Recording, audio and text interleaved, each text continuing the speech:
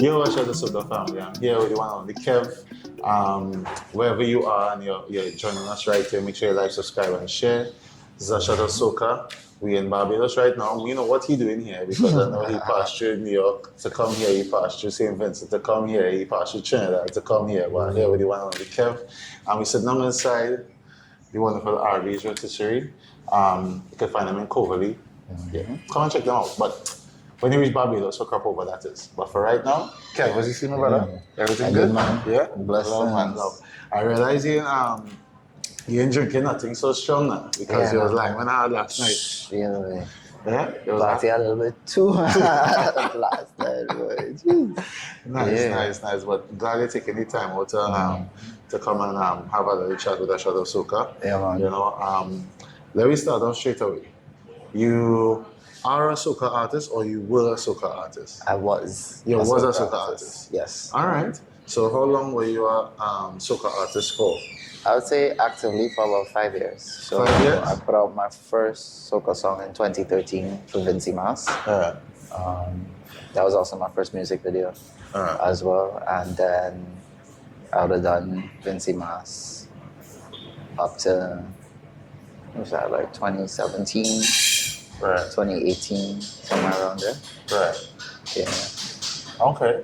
And so that decision to go into soca, why? Well, I got signed to a company in St. Vincent called Creative Entertainment when I was in 4 and 5, right? So in the 5th form. And I wanted to be a rapper. Right? Seriously, a rapper? Yes, I wanted to be a rapper since I was like a kid.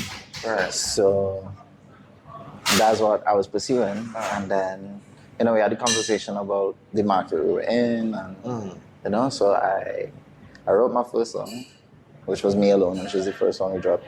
And it was nice. It did okay. And I was like, you know what? This could be a vibe. Because the Vincy soca market is a bit different, right? Yeah. Different. I mean, every Caribbean island has their own level. Yeah, the vibe, pocket. The pocket, but St. Vincent has this very strong rhythms in there. Yeah. You know? So we did that. The first year went okay. The second year was not as good as the first year. You know what I'm saying? And then the third year we finally found it. We found the formula. Okay. And we had a really good year. That was 2015. I had 2 songs. One was called Voice Note. One was called Small Thing.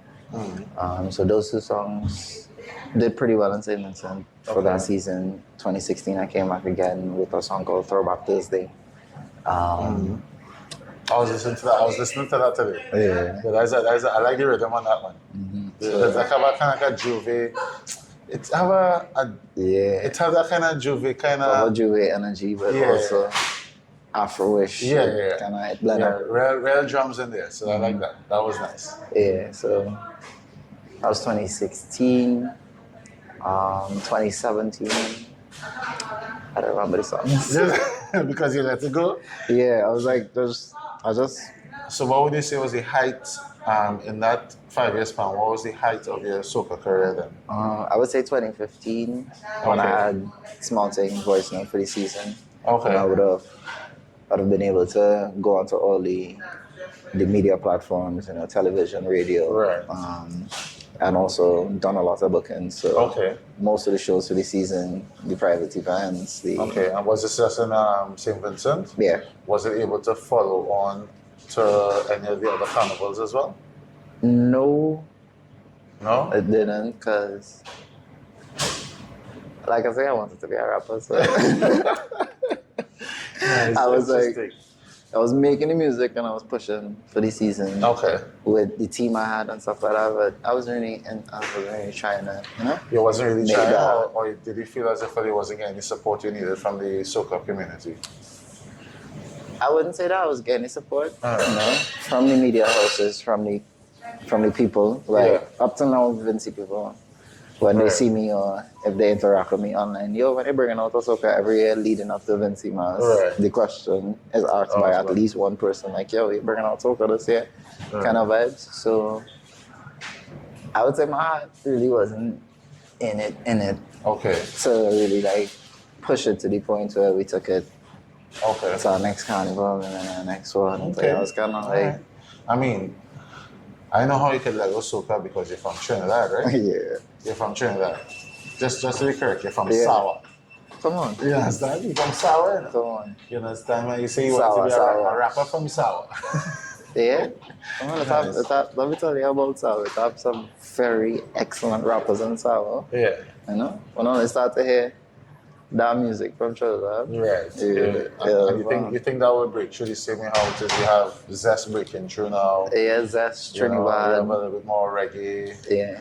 I coming think out of because Trinidad. because of how people consume music now, Mm. where you don't necessarily have to depend on the radio or the media itself to feed you music. Right. People just listen to I whatever agree with you.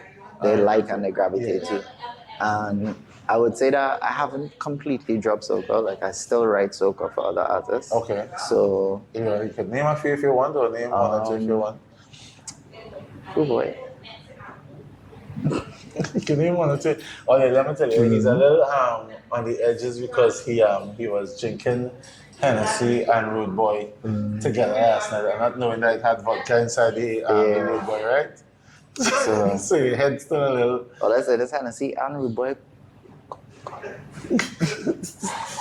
Yeah. You know? So, yeah. Because It was tight. It tight you up. it was our vibes. Alright, It was our nice, vibes. But nice, yeah. nice. So you're a writer. Yes. You're a soca artist. I know you've transitioned into dancehall. Right, and obviously within the Caribbean, dancehall is massive. Yes. You understand? And the wider world as well. Yeah, but I like to stick to the Caribbean, and we want to see what the wider world is there. But for the Caribbean community, you coming from the Caribbean and being able to touch the genres that you've touched already, and then to move in to transition from soca and say, you know what, I go in dancehall. What was the decision behind that? I started going through things in life, and music is therapy for me. And I started to feel like I couldn't really put what was going on in my head. Right. And what I was feeling into the soca music, because you know, when you make soca, you want to present happy music, feel good music, that kind of vibes. And at that point in my life, I wasn't really feeling good personally, and I don't like to disconnect from the music. So I don't want to make facade music in any way, shape, or form. So at that point in my life, I just felt like I needed to make music that kind of reflected how I felt while I was going through them kind of things, which is one of the reasons I started making music in the first place. You know? So that's why I made the transition to dancehall. So here we Kev, transition, you're in dancehall, you know, and you write your own music for dancehall? Yeah, I do. Okay, so you always write your own music, or you do? I mean, I co-write sometimes, but most of the times it's me. Like if somebody else is in the room, we bounce ideas off each other. Okay, But nice. I do co-write as well. I've been is a new word to me because I'm used to just like being inside the house and recording myself. Yeah. Kind of vibes. But so you have your own studio set up and. Yeah, I always have a studio in my backpack. That's my running joke. Like, at any point in time, wherever I go, I recorded a song in a Toyota Fielder. Okay. Like full song, back vocals, everything. Right. We were waiting in the parking lot to do an interview. And you just record one time? Nice. Watch me. You can just have your studio in your backpack, you know? You don't have to worry about spending big money to go in a studio, you know, in your backpack. Just message Kev. How they can find you on socials? On socials, it's kevjones.mp3. It's KEVJONES.mp3. Okay, cool.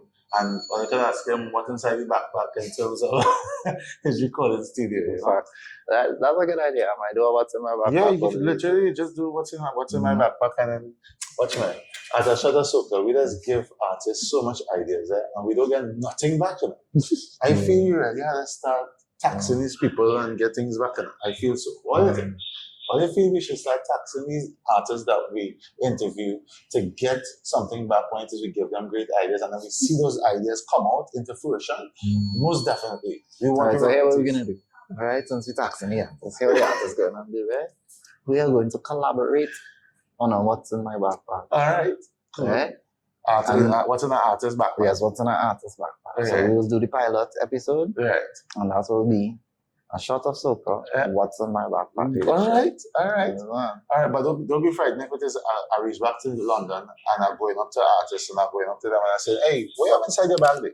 What does you have inside your bag there to help you with this music thing? Cool.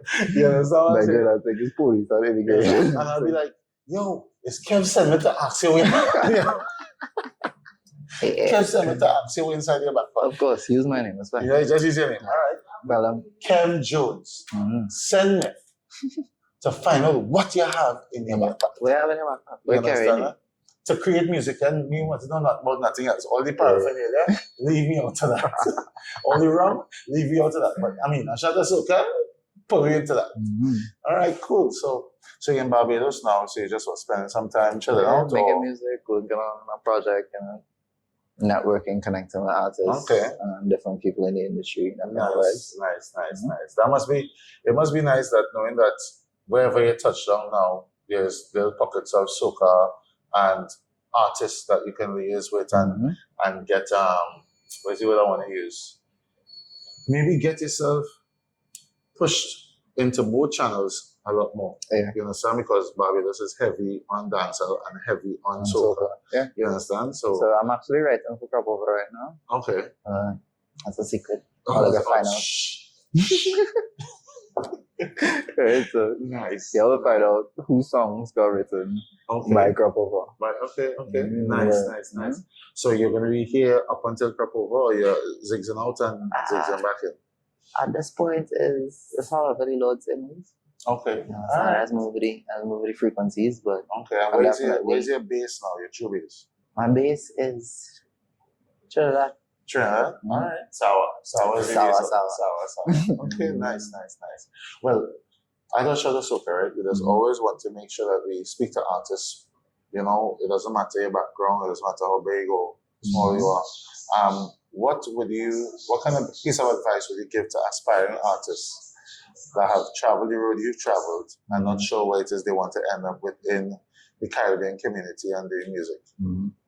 I think, for one, stay 100% true to yourself. Like, at the end of the day, music is music, and Caribbean music is music that comes from the Caribbean. You're right. It's not, I don't define that by a genre.